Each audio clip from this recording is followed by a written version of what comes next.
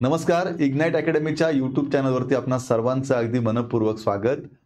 अंगणवाडी भरती 2025च्या दृष्टीनं अत्यंत महत्त्वाची बातमी आपण 2 दिवसापूर्वी पाहिली. ती म्हणजे पुढच्या 100 दिवसामध्ये महाराष्ट्रातील सगळ्याच जिल्ह्यामध्ये अंगणवाडीच्या माध्यमातून मदतनीस आणि सेविका ही पदं भरली जाणार आहेत. 100 दिवसामध्ये ही सगळी प्रक्रिया पूर्ण करायची आहे. आता प्रत्येक जिल्ह्याची जाहिरात ही प्रसिद्ध होत आहे. जर तुम्ही इयत्ता 12वी पास असाल तर तुम्ही जिथे राहताय त्या ठिकाणी अंगणवाडी मदतनीस किंवा अंगणवाडी सेविका म्हणून काम करण्याची संधी उपलब्ध होणार आहे. मग आजच्या व्हिडिओमध्ये आपण काय पाहणार आहोत, तर आजच्या व्हिडिओमध्ये तुमच्या जिल्ह्याचे अर्ज कसे पाहायचे हे आधी आपण समजून घेणार आहे. आता महाराष्ट्रामध्ये तुम्ही कोणत्या जिल्ह्यात राहताय त्यानुसार त्या जिल्ह्याची जाहिरात निघालेली आहे की नाही, किती पदं आहेत हे कसं बघायचं हे आपण पहिलं बघणार आहोत.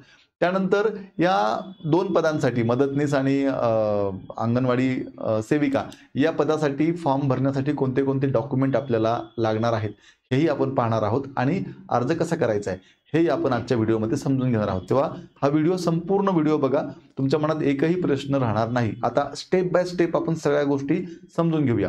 बघा, आता या ठिकाणी तुम्हाला गुगलवरती जायचं आहे. अगोदर गुगलवरती गेल्यानंतर मी आता पाहिलं सोलापूरची पण जाहिरात आलेली आहे, तर आता मी डायरेक्ट सोलापूर टाकतो. तुम्ही ज्या जिल्ह्यात नाशिकमध्ये असाल तर तुम्ही नाशिक टाका, नाशिकची पण आलेली आहे. तुम्ही पुणे असाल तर पुणे टाका. जो जिल्हा असेल तुमचा त्या जिल्ह्याची जाहिरात तुम्ही चेक करू शकतात. मग आता सगळ्यात आधी काय करायचं आहे, सगळ्यात आधी तुम्हाला इथे गुगलवरती एक लक्षात घ्या, बघा सोलापूर GOV जो जिल्हा टाकायचा आहे त्या जिल्ह्याचं नाव आणि GOV म्हणजे गव्हर्नमेंट असं टाकायचं. आता सोलापूर GOV मी हे क्लिक केलं, टाकलं इथे.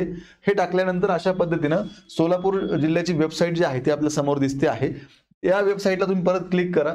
या वेबसाईटला क्लिक केल्यानंतर मग हे पेज पुढचं ओपन होतं. मग हे पेज ओपन झाल्यानंतर काय करायचं आहे, तर आपल्याला नोटीसवरती जायचं आहे. नोटीसवरती गेल्यानंतर रिक्रुटमेंट, आता हे मराठीमध्ये पण करता येतं, लक्षात घ्या, हे मराठीमध्ये पण करता येतं. इकडे कोपऱ्यामध्ये एक ऑप्शन आहे बघा, इंग्लिश. इथे तुम्ही क्लिक केलं, इथं मराठी होऊन जाईल, लक्षात घ्या. इथं ओके म्हणा, हे सगळं तुम्हाला मराठीमध्ये दिसेल. आता मराठीमध्ये दिसलंय, इथे काय म्हणायचंय, फक्त तुम्हाला सूचनावर जायचं आहे. सूचनावरती तुम्ही गेल्यानंतर इकडे काय करायचंय, भरतीवरती क्लिक करायचंय.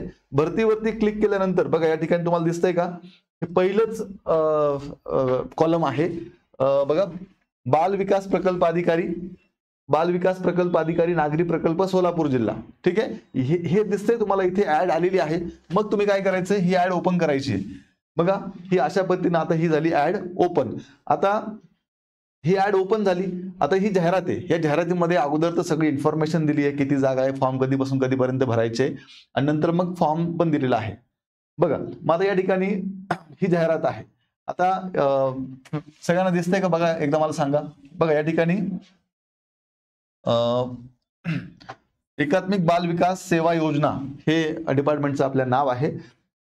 त्या योजनेअंतर्गत अंगणवाडी मदतनीस यांची मानधनी पदे सरळ नियुक्तीने भरण्यासाठी पात्र उमेदवारांकडून अर्ज मागणी करण्यात येत आहे. शहरनिहाय रिक्त पदसंख्या पुढील प्रमाणे. ठीक आहे, मग आता याच्यामध्ये लक्षात घ्या, त्यांनी मोहळ 2 पद रिक्त आहेत मदतनीसची, आणि बार्शी 1 पद रिक्त आहे, लक्षात घ्या. मग आता यांनी पुढे काय सांगितलंय बघा, अंगणवाडी मदतनीस या मानधनी पदाच्या सरळ नियुक्तीसाठी आवश्यक शैक्षणिक पात्रता व अटी पुढील प्रमाणे. आता यासाठी काय काय शैक्षणिक पात्रता लागणार आहे, काय काय डॉक्युमेंट लागणार आहे, याची यादी त्यांनी सगळी या जाहिरातीमध्ये पुढे दिलेली आहे. बघा आता या ठिकाणी पदाचं नाव काय आहे, बघा पदाचं नाव आहे अंगणवाडी मदतनीस मानधनी सेवा. मानधन आहे 7,500 रुपये दरमहा. त्यानंतर शैक्षणिक पात्रता काय सांगितली बघा, शैक्षणिक पात्रता या ठिकाणी फक्त सांगितलेलं आहे 12वी उत्तीर्ण असणं गरजेचं आहे, लक्षात घ्या. काय, फक्त 12वी उत्तीर्ण. आता पुढे काय सांगितलंय बघा, आवश्यक कागदपत्रांच्या व गुणपत्रिकेच्या सत्यप्रती सक्षम प्राधिकाऱ्याकडून साक्षांकित केलेल्या सोबत जोडाव्यात. म्हणजेच तुम्हाला हा फॉर्म भरताना तुमचे जे काही डॉक्युमेंट आहेत ते अटेस्टेड करून जोडायचे आहेत फॉर्म सोबत. ठीक आहे, चला आता फॉर्म पण पुढे दिलाय त्यांनी, आता फक्त माहिती घ्या. आता इथे पुढे काय दिलं त्यांनी, वास्तव्याची अट. आता इथे त्यांनी सगळ्यात महत्वाची गोष्ट सांगितली, काय सांगितली आहे, ज्या नगर परिषद किंवा नगरपंचायत किंवा नगरपालिका क्षेत्रामध्ये, म्हणजे तुम्ही आता ज्या क्षेत्रात राहताय तिथे जी भरती आता चालू आहे, लक्षात घ्या, त्या क्षेत्रात अंगणवाडी मदतनीस पद रिक्त आहे, त्या नगर परिषद, नगरपंचायत, नगरपालिका कार्यक्षेत्रातील रहिवासी असलेल्या उमेदवारांना पात्र समजण्यात येईल. म्हणजेच ज्या अंगणवाडी च्या जागा रिक्त आहेत आणि ती अंगणवाडी ज्या नगरपालिकेमध्ये आहे, ज्या महानगरपालिकेमध्ये आहे किंवा ज्या नगरपंचायतीमध्ये आहे, त्या परिसरातल्या तुम्ही रहिवासी असले पाहिजे, ही सगळ्यात महत्वाची अट आहे. म्हणजेच थोडक्यात काय की बाहेर राहणाऱ्या व्यक्तीला, आता समजा सोलापूरचा फॉर्म कोणी बाहेर नाशिकचा व्यक्ती नाही भरू शकत किंवा सोलापूरच्या आजूबाजूच्या जिल्ह्यातला माणूस महिला तिथे फॉर्म नाही भरू शकत. म्हणजे स्थानिक रहिवासी असणं गरजेचं आहे असं या ठिकाणी सांगितलंय, लक्षात घ्या. चला पुढे. आता त्या ठिकाणी त्यांनी पुढे काय, मग स्थानिक रहिवासी चेक कसं करणार आहेत ते, तर पुढे बघा काय म्हटलंय त्यांनी. मग त्यासाठी तुम्हाला एकतर रेशन कार्ड, तहसीलदार यांचे डोमासाईल सर्टिफिकेट, ठीक आहे, आधार कार्ड, एक काहीतरी डॉक्युमेंट तुम्हाला त्यासोबत तुमचं असणं गरजेचं आहे, लक्षात घ्या. पुढे काय म्हटले बघा, आता वयाची अट काय सांगितली बघा त्यांनी. आता वयाची अट जी आहे ती जाहिरात प्रसिद्धीच्या दिनांकास 18 वर्ष, कमीत 18 वर्ष जे आहे ते कमीत कमी आणि जास्तीत जास्त 35 वर्ष, 18 ते 35 हे आपलं वयोमर्यादा आहे. पुढे बघा काय म्हटलं त्यांनी, विधवा उमेदवारासाठी वयोमर्यादा 40 वर्ष राहील आणि जर विधवा महिला असेल तर तिला 40 वर्षापर्यंत हा फॉर्म भरता येईल. मग यासाठी तुम्हाला जन्म दाखला किंवा शाळा सोडल्याचा दाखला आणि 10वीचं प्रमाणपत्र जोडावं लागेल वयोमर्यादा समजण्यासाठी, लक्षात घ्या. पुढे आता पुढे बघा, लहान कुटुंब. आता लहान कुटुंब पण आपल्याला या ठिकाणी लहान कुटुंबाचं डॉक्युमेंट आपल्याला जोडायचं आहे. उमेदवारास जास्तीत जास्त 2 हयात अपत्य असावे. आता या ठिकाणी स्पष्टपणे सांगितलंय की 2च तुम्हाला अपत्य असणं गरजेचं आहे, लक्षात घ्या. म्हणजे 3 अपत्य असतील तर फॉर्म नाही भरता येणार तुम्हाला, 2च अपत्य या ठिकाणी असणं गरजेचं आहे. पुढे बघा, पुढे सांगितलेलं आहे भाषेचं ज्ञान. आता ज्या अंगणवाडी केंद्राकरता अंगणवाडी मदतनीस नियुक्त करायची आहे अशा अंगणवाडीमध्ये 50% पेक्षा जास्त मुले मराठी भाषा व्यतिरिक्त इतर भाषा बोलणारे असतील तर तेथील भाषा तुम्हाला बोलता आली पाहिजे. आता इथे काय सांगितलं यांनी, लक्षात घ्या. तुम्ही ज्या अंगणवाडीमध्ये फॉर्म भरताय त्या अंगणवाडीमध्ये येणारी जी मुलं आहेत त्यांची भाषा कोणती आहे, तर मराठी बोलणारी मुलं असतील 50% पेक्षा जास्त, चांगलीच गोष्ट आहे, मग काही दुसरी भाषाची गरज नाही. पण मराठी 50% पेक्षा जास्त मुलं ही मराठी सोडून दुसरी भाषा बोलणारे असतील तिथले, तर मग तुम्हाला मुलं जी भाषा बोलतायत ती भाषा पण तुम्हाला बोलता येणं गरजेचं आहे असं या ठिकाणी सांगितलंय, लक्षात घ्या. चला पुढे. आता पुढे काय सांगितले बघा, विधवा अनाथ उमेदवाराबाबत.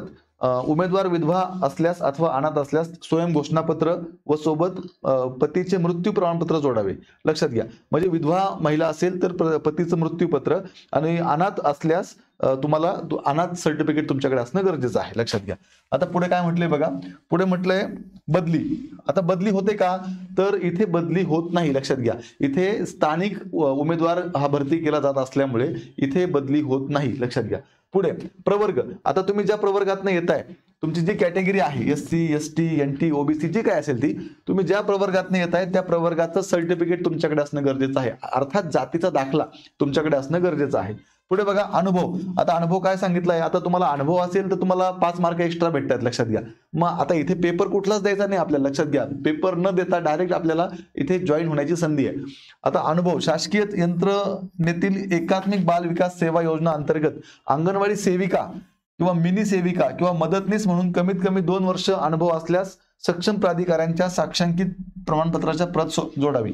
म्हणजे तुम्हाला जर तुम्ही ऑलरेडी याच्यात काम केलेलं असेल तर चांगली गोष्ट आहे, मग ते फक्त त्याचा तुम्हाला सर्टिफिकेट लागणार आहे, लक्षात घ्या, एक्सपिरियन्स सर्टिफिकेट. आता ही जाहिरात कधी आलेली आहे, तर 5 फेब्रुवारी 2025 ला आली जाहिरात. आता अर्ज स्वीकारण्याचा अंतिम दिनांक काय आहे आणि अर्ज कुठे स्वीकारला जाणार आहे, लक्षात घ्या. आता ही सोलापूरची ऍड आहे त्यामुळे लक्षात घ्या. 18 फेब्रुवारी 2025 ही फॉर्म स्वीकारण्याची किंवा फॉर्म भरण्याची शेवटची मुदत आहे, लक्षात घ्या. संध्याकाळी 6:15 आणि हा अर्ज कुठे भरायचा आपल्याला, बाल विकास प्रकल्प अधिकारी, नागरी, जिल्हा सोलापूर, पूर्व 7 गुंजय निवास, Christian housing society, 170 railway line, 7 रस्ता सोलापूर या ठिकाणी. आता हा अर्ज भरून झाल्यानंतर मग आपली पहिली यादी कधी लागणार आहे, तर लक्षात घ्या, प्राथमिक यादी कधी लागणार आहे, तर अर्ज स्वीकारण्याच्या शेवटच्या दिनांकापासून 15 दिवसामध्ये. म्हणजेच तुमचं अर्ज भरून झाल्यानंतर म्हणजे 18 फेब्रुवारी नंतर पुढच्या 15 दिवसामध्ये डायरेक्ट तुमची सिलेक्शनची यादी लागणार आहे, लक्षात घ्या. आता ही यादी लागल्यानंतर जर तुम्हाला या यादीवरती काही हरकत घ्यायची असेल तर त्या संदर्भातली सुद्धा माहिती या ठिकाणी दिलेली आहे. आता ही अतिरिक्त माहिती याची आपल्याला आता गरज नाही लगेच, लक्षात घ्या. त्यांनी सांगितलंय जर तुम्हाला काही हरकत घ्यायची आहे तर तुम्ही कशा पद्धतीने हरकत घेऊ शकतात, लक्षात घ्या. मग या ठिकाणी यादी लागल्यानंतर तुम्हाला 10 दिवसामध्ये हरकत घेता येईल असं या ठिकाणी सांगितले. आता दुसरी पुढची गोष्ट प्रतीक्षा यादीबद्दल पण सांगितलंय. आता याची एक वेटिंग लिस्ट पण लावली जाणार आहे. समजा ज्यांचं सिलेक्शन झालंय त्या महिलांनी जर 30 दिवसामध्ये म्हणजे 1 महिन्यामध्ये जर जॉईन नाही केलं तर ज्यांचं नाव प्रतीक्षा यादीमध्ये आहे त्यांना मग संधी दिली जाईल असं या ठिकाणी सांगितलेलं आहे, लक्षात घ्या. ठीक आहे. पुढे मग ह्या सगळ्या काही महत्त्वाच्या सूचना आहेत ज्या आता ऑलरेडी मी तुमच्याशी बोललोय. ह्या सगळ्या सूचना तुम्हाला मी सांगितलेल्या आहेत. काय पुढे बघा आता काय मग आता निवड प्रक्रिया आपल्या दृष्टीनं सगळ्यात महत्वाची गोष्ट काय बघा की निवड प्रक्रिया नेमकी कशी असणार. सगळ्यांना दिसतंय का व्यवस्थित मला सांगा एकदा.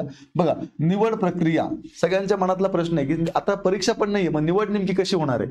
तर लक्षात घ्या निवड आहे बघा आता काय सांगितलंय 30 जानेवारी 2025 शासन निर्णयात नमूद केल्याप्रमाणे उमेदवाराच्या शैक्षणिक गुणपत्रिकेमध्ये मिळालेल्या गुणाच्या आधारे 80 गुण म्हणजेच लक्षात घ्या तुमचं जे काही एज्युकेशन झालेलं आहे त्या एज्युकेशन मध्ये तुम्हाला जे काही मार्क मिळालेले आहेत समजा तुमचं 12वी झालेलं असेल किंवा तुमचं ग्रॅज्युएशन झालेलं असेल किंवा तुमचं पोस्ट ग्रॅज्युएशन झालेलं असेल तुमचं डीएड झालं असेल तुमचं बीएड झालं असेल काय जे काही झालं असेल त्याच्यात तुम्हाला मार्क कसे मिळालेले आहेत आणि तुमचं शिक्षण कसं झालंय यानुसार तुम्हाला 80 मार्क असणार आहेत डायरेक्ट, लक्षात घ्या.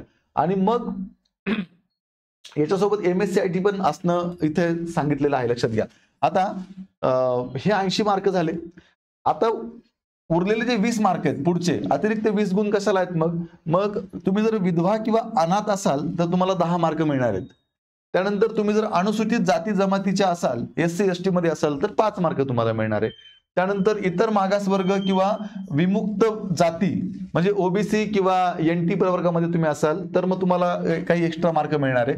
आर्थिक दुर्बल घटक असाल किंवा विशेष मागास प्रवर्ग अर्थात EWS मध्ये असाल SBC मध्ये असाल किंवा SCBC मध्ये असाल तर 3 गुण तुम्हाला एक्स्ट्रा मिळणार, लक्षात घ्या. ठीक आहे. आणि अंगणवाडी सेविका किंवा मिनी सेविका किंवा मदतनीस म्हणून तुम्ही ऑलरेडी 2 वर्ष काम केलेलं असेल तर तुम्हाला मिळणार आहेत 5 गुण. अशा पद्धतीने ही 100 मार्कांची आपली परीक्षा आहे. आता परीक्षा म्हणजे ते गुण मिळणार आहेत, परीक्षा द्यायची नाही आपल्याला. ठीक आहे. तर अशा पद्धतीने हे गुण आपल्याला मिळणार आहेत. आता मग पुढे यांनी माहिती सांगितली की कुठल्याही प्रकार आता भरती प्रक्रियेसंबंधी अर्जदारास कोणताही पत्र व्यवहार केला जाणार नाही. आता तुम्हाला असं काही पत्र नाही पाठवलं जाणार की तुमची निवड झाली आहे नाही झाली. तुम्हाला काय करायचंय नोटीस बोर्ड चेक करायचे त्या कार्यालयाचं, लक्षात घ्या. सर्व सूचना जाहिरातीमधील अटी व शर्तीप्रमाणे असून वेळोवेळी सूचना कार्यालयातील नोटीस बोर्डवर लावण्यात येतील हे लक्षात घ्या. म्हणजे इथे तुम्हाला ऑनलाईन पद्धतीने पण अर्ज वगैरे काही करायचं नाही, हे सगळं ऑफलाईन पद्धतीने करायचंय हे लक्षात घ्या. पुढे बघा सेवा समाप्तीसाठी वयाची अट. आता हे 60 वर्षापर्यंत तुमची सेवा वगैरे असेल, ही सगळ्या माहिती सांगितलेली आहे तिथे. ठीक आहे. चला पुढे आता बघूया आपण फॉर्म कसा भरायचा आहे ते आता आपण समजून घेऊया. चला बघा आता ही सगळी माहिती आता आपण समजून घेतली. बघा हा आहे आपला अर्जाचा नमुना. तर असा आहे आपला फॉर्म, लक्षात घ्या. हा फॉर्म आपल्याला भरायचा आहे. बघा दिसतोय का सगळ्यांना फॉर्म. इथे तुम्हाला लावायचा आहे तुमचा फोटो. या ठिकाणी प्रति बाल विकास प्रकल्प अधिकारी सोलापूर मदतनीस पदाकरता अर्ज सादर करण्याबाबत. चला मग अशा पद्धतीने इथे तुम्हाला तुमचा काय लावायचा आहे फोटो लावायचा आहे. चला सगळ्यांना दिसतंय का बघा एकदा. इथे तुम्हाला फोटो लावायचा आहे, इथे तुम्हाला सिग्नेचर करायची आहे आणि मग तुम्हाला भरायचं आहे ही सगळी माहिती. बघा काय माहिती आहे. मी खाली सही करणार. तुमचं नाव या ठिकाणी विवाहापूर्वी तुमचे समजा लग्नानंतर तुमचं नाव चेंज झालं असेल तर लग्नाच्या अगोदर तुमचं काय नाव होतं ते तुम्हाला नाव इथे टाकायचं आहे.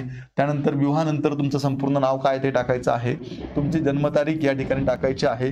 जाहिरातीच्या दिनांकास तुमचं वय किती आहे ते इथे टाकायचं आहे. त्यानंतर तुमचा जात कोणती आहे, तुमचा पत्ता काय आहे, तुम्ही स्थानिक रहिवासी आहे की नाही, उमेदवार विवाहित आहे की अविवाहित आहे, तुम्हाला किती मुलं किती आहेत तुम्हाला ते टाकायचं आहे. उमेदवाराला 2 किंवा 2 पेक्षा जास्त कमी किती मुलं आहेत त्याचं प्रतिज्ञापत्र जोडलंय का ते इथे टाकायचं आहे. उमेदवार विधवा किंवा अनाथ आहे का ते इथे टाकायचं आहे, लक्षात घ्या. त्यानंतर बघा पुढे बघा काय शैक्षणिक पात्रता आहे. पुढे आता शैक्षणिक पात्रता काय बघा तुमचं या ठिकाणी 12वीला तुम्हाला 12वी कोणत्या वर्षी झाले, तुमचं बोर्ड कोणता होता, किती टक्के मिळालेत, किती मार्क मिळालेत ते सगळं तुम्हाला भरायचंय. जसं 12वी तसंच पदवी आहे, पदव्युत्तर पदवी म्हणजे पोस्ट ग्रॅज्युएशन आहे, डीएड आहे, बीएड जे काही तुमचं शिक्षण झालंय ते तुम्हाला इकडे भरायचंय. MSCIT आहे का ते पण तुम्हाला इकडे सगळं भरायचंय. चला हे सगळं भरल्यानंतर मग पुढे बघा आता शासकीय अंगणवाडी सेविका मदतनीसचा कमीत कमी 2 वर्षाचा अनुभव आहे का, असेल तर ते सर्टिफिकेट आपल्याला फॉर्म सोबत जोडायचंय. आपला मोबाईल नंबर काय आहे ते आपल्याला या ठिकाणी भरायचंय. आणि हे सगळं झाल्यानंतर मग आता हे इथं काय आहे की ही सगळी वरची माहिती खरी आहे, खोटी आढळल्यास माझ्यावरती कारवाई होईल वगैरे वगैरे ही सगळी माहिती आहे. मग इथे तुम्हाला परत काय करायचंय, तुमची सिग्नेचर सही करायची आहे, तुमचं नाव टाकायचं आहे आणि दिनांक टाकायचा आहे. हे सगळं टाकल्यानंतर मग तुमचा काय झाला, फॉर्म भरून पूर्ण झाला. आता लक्षात घ्या. मग आता याच्यासोबत त्यांनी खाली काय सांगितलंय बघा, आता तुम्हाला एक लहान कुटुंबाचं प्रतिज्ञापत्र पण इथे दिलेलं आहे, हे पण भरून द्यायचंय तुम्हाला. ठीक आहे. आता याच्यामध्ये काय लिहिलं माहिती का, याच्यामध्ये तुमचं नाव, त्याच्यानंतर तुमच्या पतीचं नाव, तुमचं वय किती, तुम्हाला किती मुलं आहेत लक्षात घ्या ते इथं भरायचे. त्या मुलांची नावं, त्यांच्या जन्मतारीख आणि त्यांचं वय. म्हणजे तुम्हाला 2च मुलं आहेत, 2 पेक्षा जास्त म्हणजे त्यांनी असं म्हटलंय पुढे की तुम्ही जॉईन झाल्यानंतर सुद्धा तुम्हाला पुन्हा 3रं बाळ जर झालं तर तुम्हाला सेवेतनं बडतर्फ पण केलं जाऊ शकतं, असं या ठिकाणी सांगितलेलं आहे. लक्षात घ्या. इथे तुम्हाला तुमचं नाव आणि सही करायची आहे. पुढे काय बघा, आता तुम्ही जर विधवा असाल तर तुम्हाला एक स्वयं घोषणापत्र भरून द्यायचंय. ते पण सोपं एकदम, फोटो लावायचा इथे. विधवा असेल तर आहे, लक्षात घ्या. तुमचं नाव, तुमचा मुलगा मुलगी यांचं वय, आधार क्रमांक वगैरे ही एक बेसिक माहिती आहे, ही तर भरून द्यायची तुम्हाला याच्यासोबत जर विधवा असाल तुम्ही तर. ठीक आहे. चला पुढे.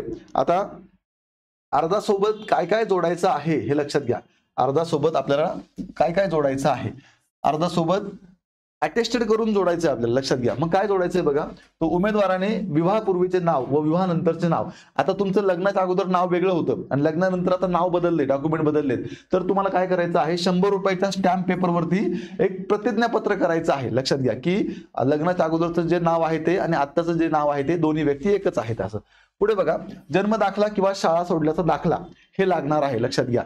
फॉर्म सोबत तुम्हाला हे जोडायचंय. आणि 10वीचं प्रमाणपत्र, 10वीचं आपलं सर्टिफिकेट हे पण तुम्हाला जोडायचंय. उमेदवार SC ST OBC NT जो काही तुमचा जात असेल, तुमचं जे काही कॅटेगरी असेल त्या जातीचा दाखला तुम्हाला या फॉर्म सोबत जोडायचा आहे.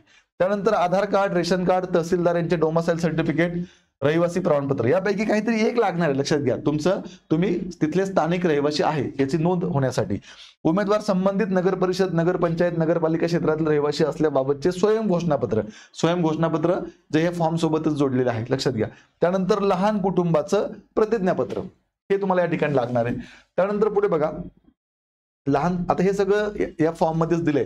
ठीक आहे. उमेदवार विधवा असल्यास स्वयं घोषणापत्र, आता हे तुम्हाला मी आधीच सांगितलं होतं, ते पण इथे दिलेलं आहे. ठीक आहे. त्यानंतर इयत्ता 12वी उत्तीर्ण, पदवीधर, पदव्युत्तर, D.Ed. B.Ed. MSc संगणक समकक्ष परीक्षा यांचे गुणपत्र व प्रमाणपत्र यांच्या स्वाक्षांकित प्रती, म्हणजे जे जे आपलं शिक्षण झालंय ते सगळे डॉक्युमेंट आपल्याला जोडायचे आहेत. अंगणवाडी सेविका मदतनीस, तुम्हाला जर कमीत कमी 2 वर्षाचा अनुभव असेल कामाचा, म्हणजे अंगणवाडी सेविका म्हणून, मदतनीस म्हणून, मिनी अंगणवाडी सेविका म्हणून, तर तुम्हाला ते एक्सपिरियन्सचं सर्टिफिकेट सुद्धा इथे जोडायचं आहे. ठीक आहे. तर अशा पद्धतीनं हे सगळे डॉक्युमेंट जे आहेत ते आपल्याला जोडायचे आहेत. चला, आता हे सगळं तुमच्या व्यवस्थित लक्षात आलं असेल याची मला खात्री आहे. आता एक लक्षात घ्या,